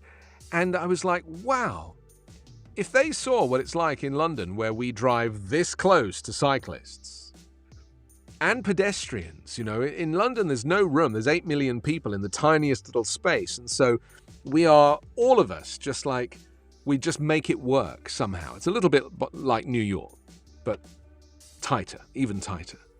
And so here in LA, it does make me laugh when people are driving and a cyclist shows up and they're like, whoa, let's stay out of his way. And it's like, he's okay. He's going in a straight line. So what's your climate pledge? You can let us know here on Backchannel in the usual way. Use your activation word, then say, and then your message. It'll come straight through to here. And thank you very much for joining the stream. So many people joining. Jessica's joined. She dropped off for a moment. I think that was when I mentioned the mac and cheese recipe. She was like, I'm out of here. But she's back. So thank you very much for doing that. And also hi to Rihanna and to Alex and to Zuo and to Riyadh. And Zuo's actually in Texas. So it's nice to know where you are, because this is a worldwide operation. I have something in my eye. It might be a little piece of dust or something. I found this is a sign of aging. I shave here, just to kind of keep it neat. And I actually found, maybe it's this side. No, it's this side. A solitary hair sticking out the side of my nose this morning. That's when you know that it's my 47th birthday in a few days' time. This is the evidence. This is what happens to us people. I mean, seriously. Jan just joined the stream. Thank you, Jan. You're in Utah. Nice to know that you are in Utah, as well as joining us here on Backchannel, as we've been talking about your climate pledge and what it is you're prepared to do to make a difference. And if indeed this is a collective responsibility to meet these climate goals, then what shifts and changes? And would you, like this guy that I met at this event, would you rule out buying an electric vehicle? And to all the people that say they're too expensive, I got my electric vehicle on Craigslist for $4,000. And it still works. So what is your green pledge? Just get in touch with Backchannel in the usual way. If you're new to Backchannel and new to the Echo Show device, or indeed if you want another Echo Show device, you just order one from Amazon, place them all over the home, and then you can introduce yourself initially by asking your device to play Backchannel. The app will open, it'll ask you your name and where you're from, and then you can just continue the conversation as I'm here with you every morning and as every other host is with you throughout the day on Backchannel. It's 10:43 Pacific, depending on where you are. In Utah, what's the time difference in Utah? I'm sure it's not 3 hours. I think it's a little closer than that. But maybe there isn't a time. Maybe there is. Jan, maybe you can let me know. Be nice to know. Jan's listening, though. Jessica is going to buy a hybrid plug-in car. Zuo's considering buying an electric vehicle. Thank you for these climate pledges. The other thing is, once you say it to me, it has to come true. You're not allowed to go back on your climate pledge. So just bear that in mind. The moment you've communicated with your Amazon device, you are effectively committing that decision. And that's it. There's no going back. So thank you. Zuo's re-insulating the house and changing the windows. Yeah, you can take your old single glazing windows and replace them with a UPVC double glazing and prevent the hot air from getting out and the cold air from getting in. You see? I never thought I was going to say the phrase UPVC on this show today. Earlier, we were talking about Dubai and chicken nuggets, and I didn't think those two things were going to come together either. But, that's the randomness that is Backchannel. And you're very welcome to be as random as I am together. So we're talking about your climate pledge. We've also been looking through the papers. There was one newspaper that we haven't done. We're in the last 15 minutes of the program, so I do want to get the last newspaper in because producer Carla has gone to the effort of, delivering the newspapers. The least I can do is read them. So let's take a little look and see what the final newspaper was. The Chicago Tribune we did, the Houston Chronicle we did, the LA Times we did, the Star Tribune. Here we go. This leads with vaccine holdouts complicate mandate. It says, with a Monday deadline looming, high percentages of federal workers are reporting that they've been vaccinated against coronavirus, but tens of thousands of holdouts have requested exemptions on religious grounds, complicating Joe Biden's sweeping mandate to get the country's largest employer back to normal operations. It says federal agencies have yet to act on the requests piling into managers' inboxes from vaccine resistors seeking accommodations to allow them to continue their jobs unvaccinated rather than face the possibility of being fired, as the administration has threatened. So, it's just very interesting to me, if this wasn't the United States, because of course vaccine mandates are happening all over the world, it's not exclusive to America. But how many countries have politicized coronavirus and are refusing to get vaccinated on political grounds? People say, it's freedom, my freedom, you're trying to get me to do something. And it's like, yeah, but there's a whole bunch of other vaccinations that you have to get by law if you want to go and work in certain jobs or be in the military or even as a kid go to school. So why is this vaccine different? Interesting. They vaccinated now nearly 5 billion people around the globe. 5 billion people have been vaccinated against COVID. And I'm having my booster today. I'm a thoroughly Moderna man. So, there it is.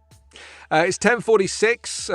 After me and on the way is your pal Hal, with Hal Rudnick, who is going to be taking over, sitting in a very similar seat, in a very similar space, but on another side of the world. And that's what Backchannel is. It's like a whole new thing.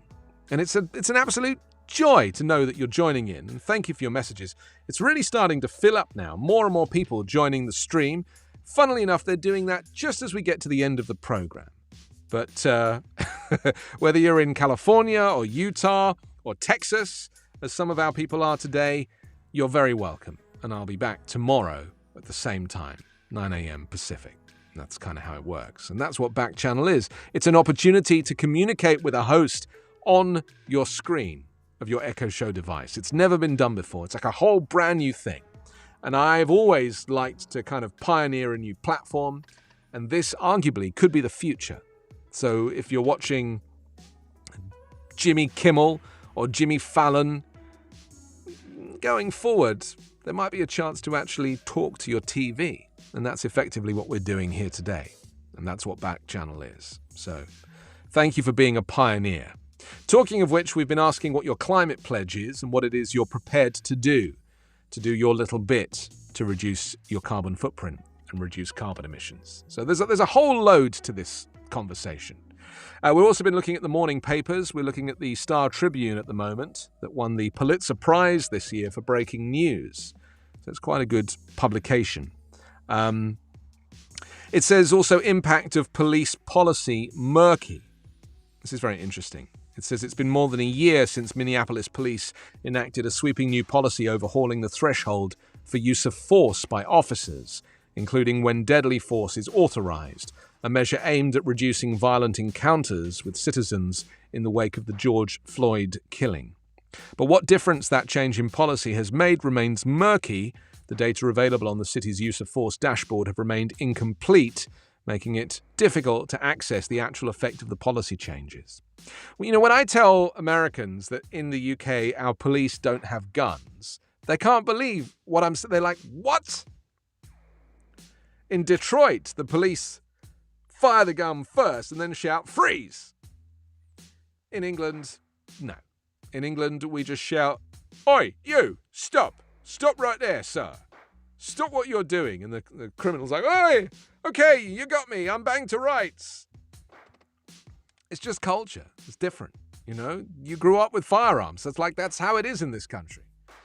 In England, you know, we like to bake cakes and make television shows about it. So it's a very different landscape. You know, we drink tea like this. It's a whole other world. Let's take a look at the rest of the Star Tribune. Feds faced with clemency pile-up is one of the headlines. Fans mourn. Houston authorities dig deeper. This, of course, is about the Travis Scott concert on Friday, where there was a crush at the front of the stage and the stage collapse. And there's now fences up around the park, and they're now lined with flower bouquets and notes to the 8 people at the High Energy Festival who died after the crowd surged towards the stage.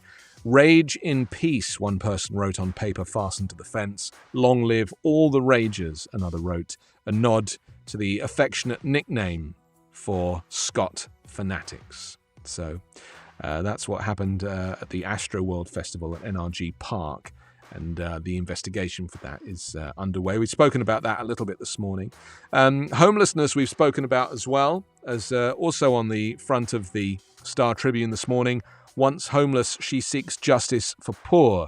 This is a story about a Minnesotan who herself was homeless, and she is now campaigning.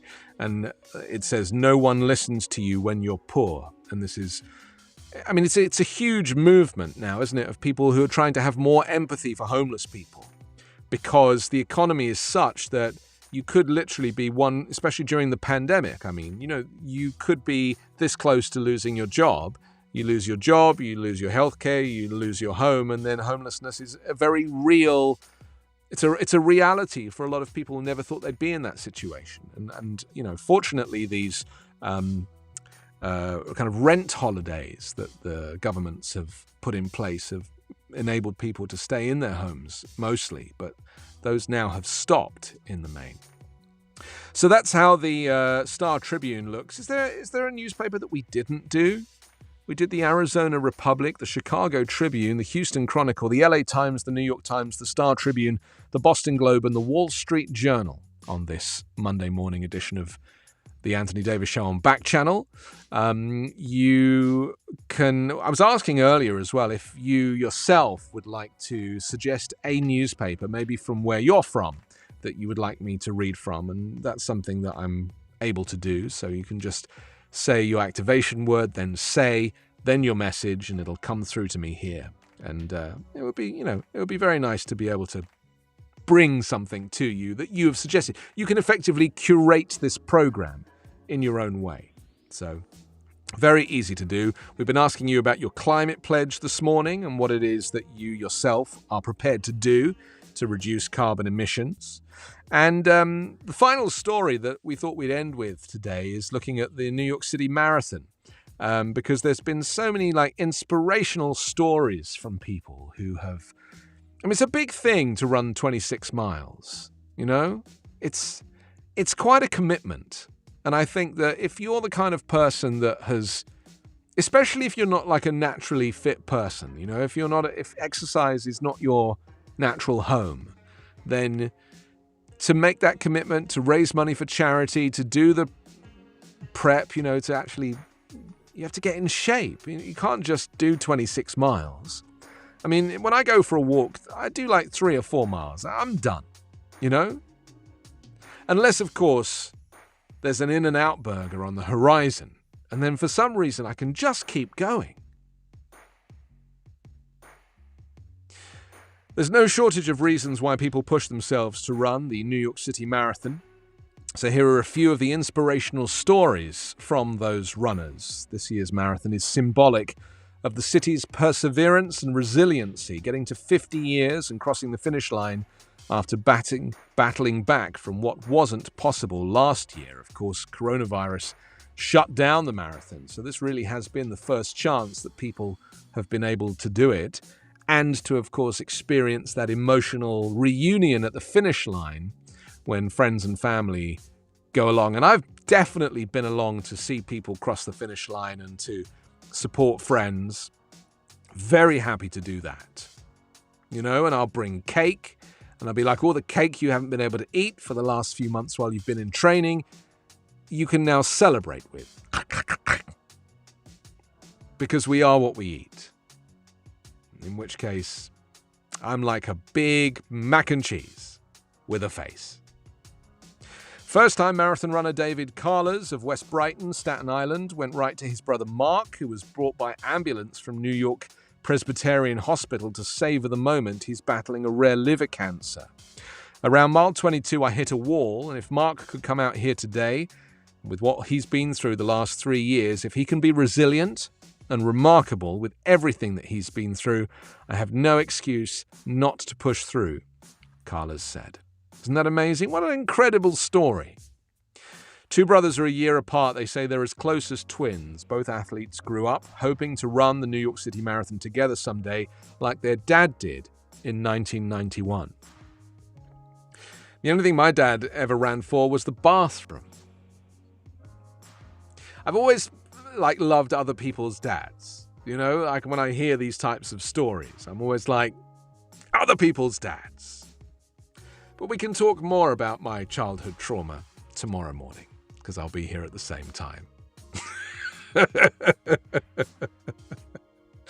He ran over to us and I gave him his medal. I don't think we've ever shared anything that magical before, Mark said. It means so much to him, and the Roadrunners gave Mark a medal as well, which David presented to him. Their mother, Bridget, Carlers said.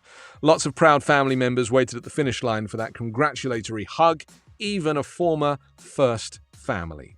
The feeling of triumph and teamwork was moving even for returning volunteers. One said it brought tears to my eyes when you see the first people coming across the finish line. That was a volunteer called Jim McPherson. This is my first marathon, and because of him, I'm running it, Daniel Bonilla said. Two friends from Upper Manhattan and members of the Dickman Run Club, which was co-founded by Elvin Adams 5 years ago, as a way to share his passion for running with the community he loves. It's just lovely. I mean, these are the types of stories that you don't really hear about because people, all you see, like if you're a spectator, is you just see people running. But the stories behind everybody, you know, the stories behind everybody choosing to sign up for the marathon and getting through the 26 miles and pushing past the finish line. Those are the real kind of magical things about a marathon. And for people that are not inclined, I think it's probably quite hard for people to kind of really get under the skin of the process of a marathon run. And friends of mine that have done it, it's changed their lives. And some people get quite addicted to a marathon and they'll literally go back year after year. So let me just say hi to a few people. Thank you very much for being part of this program today. Zuo said, got a drop. Thanks for the interesting topics. Zuo, you drop, my friend. Thank you for joining us from Texas this morning. Riyadh in California still with us. Jan's in Utah. Jessica's in California. Alex, Rihanna.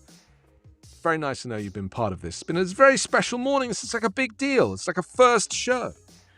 And you know, with a first show, you're kind of expecting all sorts of things to go wrong. And I would say that today, nothing really went wrong, but nothing really went right either. It just was like a shared experience. That's kind of all we're looking for. Just a little person inside your Echo Show device, sitting on your microwave where mine is. So every time I microwave something vegan, I get to stare at the little screen and see another host on Backchannel, sharing and caring and digging deep. So it's basically your program. I mean, you can designate the direction of this program just by talking. And if you've not done it before, if you don't own an Echo Show, or if you want to buy another one, when you get it, you plug it in, you turn it on, you say to it, play Backchannel, the Backchannel app will open, and then you just communicate with the app. It'll ask you what your name is and where you're from, and then all you have to do is just enjoy the rest of the show, and you can use the word say at any time. That's the magic word. Your activation word goes before say, might be echo or the default word, and then you can just say anything. It just appears right here on my screen, here in the SpongeBob SquarePants bunker. So now you know how it works. It's very, very easy. On the way, your pal Hal, that's Hal Rudnick, who is our next star on Backchannel. I'm going to come back tomorrow at around the same time, 9 a.m. Pacific. I'll also be here at noon Eastern and at 4 p.m. in the UK. I'm Anthony Davis. Thank you very much for joining the program today, and join me tomorrow morning at 9 on Backchannel.